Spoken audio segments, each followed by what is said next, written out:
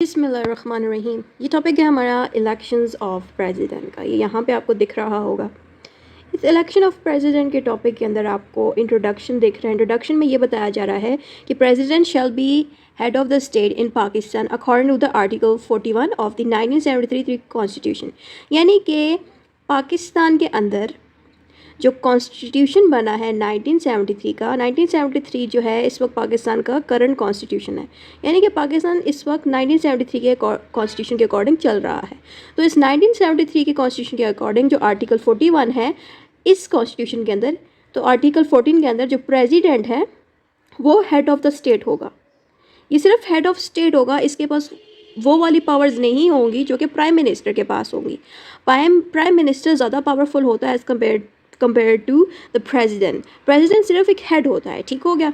He shall represent unity of Islamic Republic of Pakistan. President किस लिए important है? क्योंकि प्रेसिडेंट के होने से ये होगा कि पाकिस्तान के अंदर इस्लामिक प्रिंसिपल्स को वो मेंटेन रखेगा। उसके अलावा he is elected by the provisional assembly as well as the national assembly. President का इलेक्शन किस तरह से होता है कि प्रेसिडेंट को प्रोविजनल असेंबली भी इलेक्ट करती है, उसके साथ साथ नेशनल असेंबली भी इलेक्ट करती है।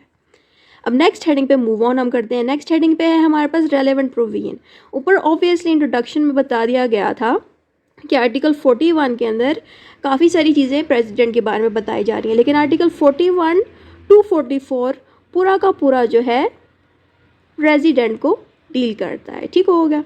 तो हमारे पास यहाँ पे ये है कि आर्टिकल 41 टू 44 ऑफ 1973 कॉन्स्टिट्यूशन जो है वो किसको डील करता है? प्रेसिडेंट को। प्रेसिडेंट की किन चीज़ों को डील करता है? प्रेसिडेंट की क्वालिफिकेशंस को डील करता है कि क्या प्रेसिडेंट इलेक्शंस के लिए क्वालिफाइड है कि नहीं, क्या वो ऑफिस में रहने के काबिल है कि नहीं है। ये चीज़ें आपको आर्टिकल 41 और 41 टू 44 तक मिलेगा। उसके बाद हमारे पास आ जाता है क्रॉस रेफरेंसेस। ये जो क्रॉस रेफरेंसेस हैं इनके अंदर जो है, इनके अंदर से प्रेसिडेंट के बारे के जितने भी फीचर्स है प्रेसिडेंट की वो इन्हीं आर्टिकल्स के अंदर से निकाली गई हैं, इन्हीं चीज़ों के अंदर से। यानी कि जो PO 14 ऑफ 1985, 18th अमेंडमेंट और ये जितनी भी चीज़ें हैं इनकी मदद से 1973 का कॉन्स्टिट्यूशन बना, ठीक हो गया। 1973 का कॉन्स्टिट्यूशन इन्हीं रिसोर्सेस के थ्रू प्रेसिडेंट की पावर्स बनाई गई। आप चाहो तो क्रॉस रेफरेंस याद कर लो, चाहो तो इसको बेशक स्किप कर दो, लेकिन रेलिवेंट प्रोविजन आपने लाजमी तैयार करना है।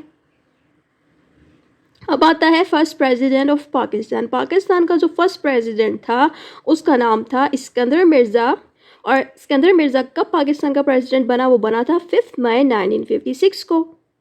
और ये इस्कंदर मिर्ज़ा की पिक्चर है, ये जो आपको इस जगह पे दिख रही है, सही होगा। और इसी की डिटेल, इस्कंदर मिर्ज़ा की ही डिटेल आपको इसके अंदर लिखी मिलेगी। 5 मई को इलेक्ट तो हो गए थे, लेकिन इस्कंदर मिर्ज़ा ने 23 मार्च से ऑफिस में वो आए थे। लेकिन जैसे ही वो ऑफिस में आए तो उन्होंने पाकिस्तान के अंदर आने के बाद जैसे ऑफिस में वो आए तो उनको पॉलिटिकल इंस्टेबिलिटीज़ का सामना करना पड़ा। उसके अलावा पाकिस्तान के अंदर आते साथ ही एक हेड प्रेसिडेंट जैसे बनते गए तो उनको इकनॉमिक एक्टिविटीज़ का भी बहुत ज़्यादा ट्रबल्स आए, यानी कि पैसे नहीं थे इतने कंट्री में, और पॉलिटिकल क्राइसिस भी बहुत सारे थे। पॉलिटिशियंस भी ऐसे थे जो कि बहुत ज़्यादा मुकाबले लगाते थे, मतलब माहौल कुछ ठीक नहीं था। ऐसी सर्कमस्टांसिस पे ये इस्कंदर मिर्ज़ा जो थे प्रेसिडेंट बने थे। उन्होंने बहुत सारी मुश्किलात का सामना किया। यानी कि इस्कंदर मिर्ज़ा ने पाकिस्तान को बेहतर करने के लिए बहुत कोशिशें की, लेकिन प्रेसिडेंट को फोर्सफुली यानी कि किसी प्रेशर के साथ ज़बरदस्ती उसको अपने ऑफिस से रिज़ाइन करवाया गया। और इस्कंदर मिर्ज़ा जो है लंदन चला गया और लंदन के एग्ज़ाइल में जाके वो फौत हो गए। यानी कि लंदन में वो किसी जेल में थे और वहाँ पे जाके वो फौत हो गए। ये थी प्रेसिडेंट, पाकिस्तान के पहले प्रेसिडेंट की कहानी। अब आता है आर्टिकल 41। ये आपको याद इसलिए रखने पड़ते हैं आर्टिकल्स क्योंकि इनको लिखने से आपके एग्जाम्स में अच्छे नंबर आते हैं। अब आर्टिकल 41 ऑफ 1973 कॉन्स्टिट्यूशन में क्या लिखा गया इसके अंदर? इसमें लिखा यह गया है कि जो president is the head of the state. ये वही बात है जो आपको इंट्रोडक्शन में लिखी मिली थी। And he shall represent unity of Islamic Republic of Pakistan. यानी कि जो प्रेसिडेंट है वो हेड ऑफ द स्टेट होगा और प्रेसिडेंट एक तरह का एक ऐसा पर्सन होगा जो पाकिस्तान की यूनिटी इस्लामिक रिपब्लिक के साथ दिखाएगा कि जितने भी कंट्रीज़ है पाकिस्तान के अलावा जितने और कंट्रीज़ हैं उनके साथ भी डीलिंग कर सकता है और पाकिस्तान को रिप्रेजेंट कर सकता है। पाकिस्तान और इस्लामिक जितने भी कंट्रीज़ हैं उनके साथ एक यूनिटी का एक सैम्पल की तरह ये एक आगे बढ़ेगा, लोगों से मीटअप करेगा। उसके अलावा he is merely constitutional head of the state because responsibility of administration is given to the prime minister, यानी कि जो प्रेसिडेंट है वो सिर्फ और सिर्फ, मेयरली का मतलब है सिर्फ, प्रेसिडेंट जो है सिर्फ और सिर्फ एक हेड ही हो सकता है स्टेट का, लेकिन इसके पास वो सारी रिस्पॉन्सिबिलिटी नहीं होगी जो कि प्राइम मिनिस्टर के पास होंगी। प्राइम मिनिस्टर के पास ज़्यादा पावर्स होती हैं प्रेसिडेंट की कंपेयरिंग, लेकिन प्रेसिडेंट सिर्फ हेड होगा और ये जो है इस्लामिक यूनिटी को रिप्रेजेंट करेगा। ठीक हो गया। अब दूसरे आर्टिकल में क्या लिखा गया, दूसरे आर्टिकल के अंदर आपको क्वालिफिकेशंस बताई गई हैं कि प्रेसिडेंट जो है उसकी क्या क्वालिफिकेशन होंगी जिस वजह से वो प्रेसिडेंट बन सकता है पाकिस्तान का। उसकी एक क्वालिटी ये है आर्टिकल 41(2) के अकॉर्डिंग, उसकी एक आर्टिकल क्वालिटी ये है कि वो सिटीज़न होना चाहिए पाकिस्तान का, यानी कि वो पाकिस्तानी होना चाहिए, उसका नेशनलिटी पाकिस्तानी होनी चाहिए। उसके अलावा वो मुसलमान होना चाहिए, मुस्लिम होना चाहिए। उसकी एक एज लिमिट भी कुछ होगी फिक्स्ड। ठीक है। उसके अलावा should not hold any office of profit like, यानी कि अगर उसको प्रेसिडेंट की पोस्ट पे आना है तो उसको कोई कहीं जॉब नहीं करनी चाहिए, कहीं उसका कोई बिजनेस ना हो। ठीक है। उसके पास कोई ऐसा प्रॉफिटेबल काम ना हो, तभी वो इलेक्ट होगा। नेक्स्ट पॉइंट है qualified to be elected as a member of national assembly, यानी कि अगर उसको प्रेसिडेंट बना है तो उसको नेशनल असेंबली का एक क्वालिफाइड मेंबर भी बनना पड़ेगा। उसके अलावा वो मेंटली फिट होना चाहिए, यानी कि ऐसा प्रेसिडेंट ना हो, ऐसा बंदा इलेक्ट नहीं किया जाएगा जो मेंटली अनस्टेबल हो, सिर्फ मेंटली फिट, मेंटली नॉर्मल बंदों को ही प्रेसिडेंट रखा जाएगा। ये क्वालिफिकेशन थी। जो आपको यहाँ नीचे हेडिंग्स दिख रही हैं ये वही हेडिंग्स हैं जो इसके अंदर लिखी गई हैं, तो मैं इसको फिर रिपीट नहीं करी। सही है। अब हम दूसरे सेक्शन पे जाते हैं। जो आर्टिकल 41 है उसके अंदर methods of election of the president बताया गया, यानी कि ऊपर जितनी बातें लिखी गई थी ऊपर ये बताया जा रहा था कि किन लोगों को आप प्रेसिडेंट रख सकते हो, मेंटली फिट होने चाहिए, उनकी एज लिमिट वगैरह वगैरह। लेकिन जो ये नीचे जो आपको आर्टिकल्स दिख रहे हैं, जो भी चीज़ें लिखी हैं, इसमें मेथड्स बताए जा रहे हैं कि किन मेथड से इलेक्ट किया जाता है प्रेसिडेंट को। तो पहला मेथड है इलेक्टोरल कॉलेज के थ्रू इलेक्ट किया जाता है, दूसरा मेथड है कॉम्पोजिशन ऑफ इलेक्टोरल कॉलेज। अब हम पहले मेथड को स्टडी करते हैं। ये हमारे पास पहला मेथड यहाँ लिखा है जी, दोनों जो यहाँ पे मेथड्स लिखे हैं यही दोनों नीचे लिखे गए हैं। ठीक हो गया। अब यहाँ पे इलेक्टोरल कॉलेज है। इलेक्टोरल कॉलेज में यहाँ पे ये लिखा है कि आर्टिकल 41(3) के अकॉर्डिंग जो प्रेसिडेंट है वो इलेक्टोरल कॉलेज के मेंबर्स के थ्रू इलेक्ट होगा, यानी कि जितने भी इलेक्टोरल कॉलेजेस हैं उनके अंदर जितने भी मेंबर्स बैठे होंगे वो सारे मेंबर्स जो हैं प्रेसिडेंट को वोट देंगे। कुछ लोग प्रेसिडेंट को, सपोज प्रेसिडेंट एक नहीं होगा, प्रेसिडेंट के जो रिप्रेजेंटेटिव मेंबर्स हैं जो प्रेसिडेंट बनना चाह रहे हैं, सपोज एक का नाम है आमना, एक का नाम है इमरान, ठीक हो गया, एक का नाम है अली। अब समझो कि ये तीन लोग हैं ये प्रेसिडेंट बनना चाहते हैं। तो इलेक्टोरल कॉलेज के अंदर जितने भी मेंबर्स बैठे होंगे उनमें से कोई एक बंदा आमना को वोट देगा प्रेसिडेंट बनने के लिए, कोई एक देगा इमरान को प्रेसिडेंट बनने के लिए, कोई एक वोट देगा अली को प्रेसिडेंट बनने के लिए। तो इनमें से जिसके सबसे ज़्यादा वोट्स होंगे वही बंदा प्रेसिडेंट इलेक्ट होगा। तो जितने भी इलेक्टोरल कॉलेज होंगे वो इनको वोट्स देंगे।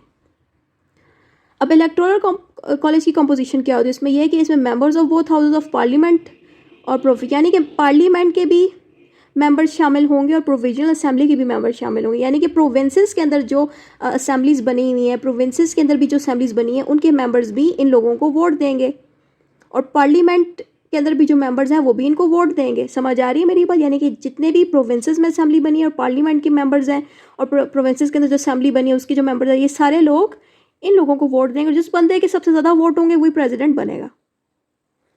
अब आता है आर्टिकल 41(3) स्केड्यूल 2।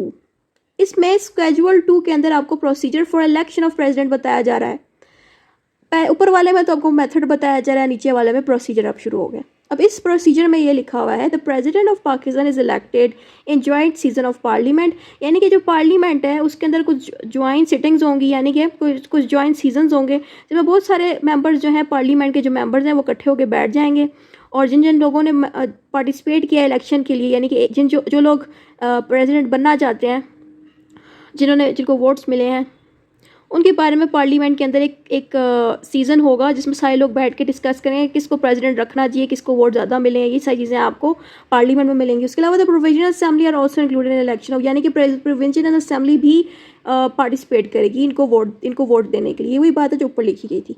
फिर procedure for electing the president are mentioned below.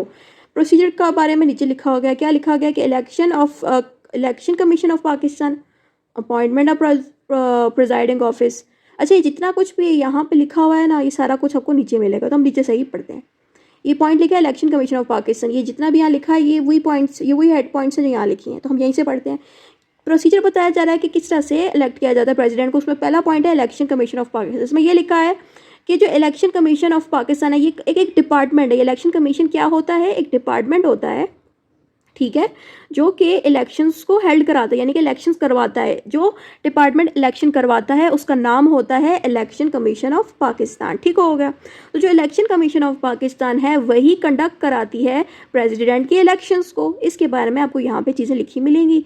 उसके बाद आया अपॉइंटमेंट ऑफ प्रिजाइडिंग ऑफिस। जब ये जो पीछे ऊपर लिखा हुआ था ना इलेक्शन कमीशन, इसी इलेक्शन कमीशन के अंदर ही एक प्रिजाइडिंग ऑफिसर को अपॉइंट किया जाएगा। प्रिजाइडिंग ऑफिसर वो होता है जो इलेक्शन करवाने की सारी रिस्पॉन्सिबिलिटी लेता है, ठीक होगा। ये चीज़ आपको यहाँ लिखी मिलेगी।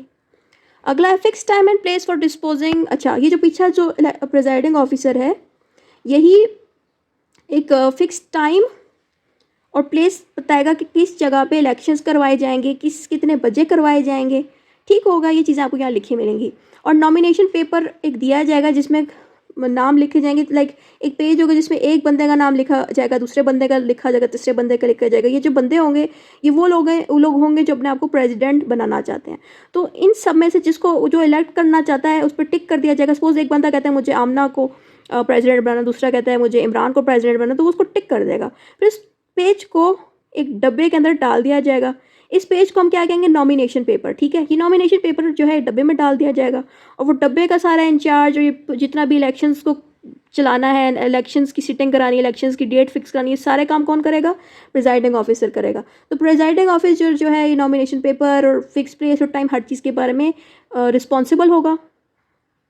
Nomination of candidates. अब ये वही कैंडिडेट्स हैं जिनका नाम उस नॉमिनेशन पेपर में लिखा जाएगा जिन्होंने प्रेसिडेंट बनना है। यहाँ पे लिखा है the members of any house of parliament और the member of provisional assembly shall nominate a candidate and will inform the nomination. यानी कि अगर पार्लियामेंट के अंदर से ही या प्रोविजनल असेंबली के अंदर से ही कोई प्रेसिडेंट बनना चाह रहा है तो पार्लियामेंट के अंदर से ही लोग जो उस मेंबर को जानते हैं वो भी उसका नाम जो है रिप्रेजेंट कर सकते हैं। एक नॉमिनेशन पेपर के अंदर उसका नाम दे सकते हैं कि ये बंदा भी पार्टिसिपेट करना चाह रहा है।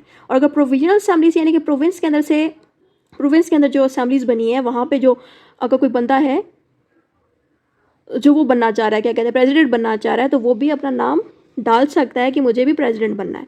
तो जो कैंडिडेट पार्टिसिपेट करना चाह रहे हैं उसके बारे में इस लाइन में लिखा है। Next is voting of parliament.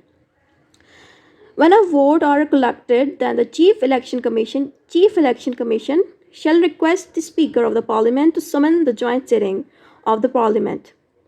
कह ये रहे हैं कि जब वोट्स जितने चाहिए थे जिन जिन लोगों के लिए वोट्स जब कलेक्ट हो गए, यानी कि टाइम पूरा हो गया, वोट्स जिन्होंने देने थे वो दे दिए, जब सारे कुछ कलेक्ट हो गया, फिर होगा क्या? जो चीफ इलेक्शन कमीशन है, ये वाला बंदा चीफ इलेक्शन कमीशन जो है पार्लियामेंट को ऑर्डर देगा कि आप एक जॉइंट सिटिंग करें, ठीक है, पार्लियामेंट के अंदर।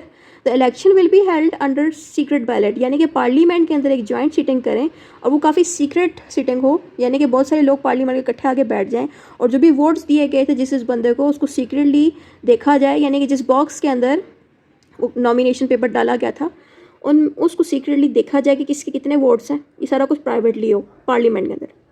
All members will be given ballot paper. ये बैलेट पेपर वही पेपर है जिसमें नाम लिखे गए थे, यानी कि एक पे आमना का लिखा गया था, एक पे इमरान, एक पे अली का, और हर बंदे को एक बैलेट पेपर दिया जाएगा जिसमें टिक किया जाएगा कि आमना को एक बंदे ने टिक किया है, एक बंदे ने इमरान को टिक कर दिया, एक बंदे ने जो है अली को टिक कर दिया। तो जिस बंदे के ज़्यादा वोट्स आएंगे उसी को ही इलेक्ट किया जाएगा। तो इस पेज को बेसिकली बैलेट पेपर कहते हैं, ठीक है। और नॉमिनेशन, ऊपर जो मैंने नॉमिनेशन पेपर बताया ना, वो नॉमिनेशन पेपर उनको मिला जाता है जिन्होंने प्रेसिडेंट के लिए पार्टिसिपेट करना है, और बैलेट पेपर उनको दिया जाता है जिन्होंने इन बंदों को वोट देना होता है, ठीक हो गया। ये जो बैलेट पेपर है ये एक बॉक्स में चला जाता है, ठीक है, बॉक्स में चला जाता है। बॉक्स में जाने के बाद पार्लियामेंट के अंदर सीक्रेटली उन वोट्स को देखा जाता है, यानी कि बैलेट पेपर्स निकाल लेते हैं, जिस बंदे को सबसे ज़्यादा वोट्स मिले जाते हैं उसको प्रेसिडेंट बना दिया जाता है। तो ये सारी चीज़ें आपको इस हेडिंग में मिलेंगी। आपको मैंने यहाँ पे पिक्चर्स भी बनाई हुई, देखें यहाँ पे मैंने कुछ नेम्स लिखेंगे। बैलेट पेपर इस तरह का दिखता है, यहाँ पे एक बंदे का नाम लिखे आमना, दूसरे बंदे का नाम लिखे हमजा, एक का नाम है इसके अंदर। तो ये 3 लोग हैं जो प्रेसिडेंट बनना चाह रहे हैं, ठीक है। इनमें से जिसके सबसे ज़्यादा वोट्स होंगे वही प्रेसिडेंट बनेगा। कैसे बनेगा? जब ये बैलेट पेपर डाल दिया जाएगा बॉक्स में जब डल जाएगा फिर उस बॉक्स की काउंटिंग होगी। काउंटिंग के बारे में आपको दूसरी हेडिंग में लिखा हुआ मिल रहा है, counting of the votes. After giving votes then counting of the vote process shall be started and the candidates for president who has secured the highest votes shall be declared successful and he she will become a president। यानी कि जिसके सबसे ज़्यादा votes होंगे, चाहे वो मर्द हो कि औरत हो, प्रेसिडेंट तस्लीम कर लिया जाएगा, यानी कि उसको प्रेसिडेंट बना दिया जाएगा। दूसरी आर्टिकल में लिखा है oath for the office of president, यानी कि ऊपर प्रोसीजर बताया गया था कि किस तरह से इलेक्ट किया जाता है। जैसे आप प्रेसिडेंट बन जाते हो फिर आपको ओथ लेना पड़ता है, ठीक है, ओथ लेना पड़ता है। आर्टिकल 42 के अकॉर्डिंग आपको ओथ लेना पड़ेगा ऑफिस में। यहाँ पर लिखा है before entering into the office the successful candidate shall take oath for the office of president before chief justice of Pakistan, यानी कि जो पाकिस्तान का जो चीफ जस्टिस है उसके सामने प्रेसिडेंट को ओथ लेना पड़ेगा। ऑफिस में घुसने से पहले, काम करने से पहले चीफ जस्टिस के आगे ओथ लेना पड़ेगा। अब अगली हेडिंग आती है आर्टिकल 43 की। आर्टिकल 43 में कंडीशंस ऑफ प्रेसिडेंट ऑफिस, यानी कि अगर आपको ऑफिस में बैठना है तो उसकी क्या कंडीशंस होती हैं। According to article 43 of the constitution of 1973 there are following conditions to hold the office. क्या कंडीशन है? कंडीशन 1 पढ़ते हैं, president shall not hold any office of property. ये वही बात थी जो शुरू में बताई थी कि अगर किसी बंदे को प्रेसिडेंट बनना है तो उसको किसी किस्म का ऑफिस ऑफ उसके पास कोई प्रॉफिट वाला ऑफिस ना हो, यानी कि कहीं से वो पैसा ना कमा रहा हो, कुछ जॉब ना की हो, तभी वो प्रेसिडेंट बनेगा। किसकी कंडीशन है? दूसरी कंडीशन ये है कि president shall not be a candidate for election as a member of parliament और अ प्रोविजनल असेंबली। यहाँ पे क्या ये रहे हैं कि जो बंदा अगर प्रेसिडेंट के लिए आना चाह रहा है ना, प्रेसिडेंट के ऑफिस में काम करना चाह रहा है, तो उसको मेंबर नहीं बना होना चाहिए प्रोविजनल असेंबली का। यानी कि अगर पहले से मेंबर था तो उसको पहले से जो मेंबर मिली हुई थी ना मेंबरशिप, उसको वो जॉब छोड़ देनी होगी। यानी कि अगर वो मेंबर था इसका तो उसको ये जॉब छोड़ के फिर प्रेसिडेंट बनना पड़ेगा। अगर वो प्रोविजनल असेंबली का मेंबर था, यहाँ पे काम कर, तो ये जॉब छोड़नी पड़ेगी, फिर वो प्रेसिडेंट बनेगा। लेकिन अगर वो मेंबर भी है, मेंबर की तौर पे भी काम कर और फिर साथ में प्रेसिडेंट भी है, फिर उसको नहीं सही समझा जाएगा। समझ आ रही है? यानी कि अगर उसको प्रेसिडेंट बनना है तो उसको ना ही पार्लियामेंट में काम करना पड़ेगा, ना ही उसको इधर काम करना पड़ेगा, वो सिर्फ और सिर्फ प्रेसिडेंट का काम कर, यानी कि किसी किस्म का ऑफिस ऑफ प्रॉफिट होल्ड ना कर। ये भी उन्होंने वही बात लिखी है। अब ये जो यहाँ पे 2 पॉइंट्स लिखे हैं वही 2 पॉइंट्स आपको यहाँ 2 हेडिंग्स में मिल जाएंगे।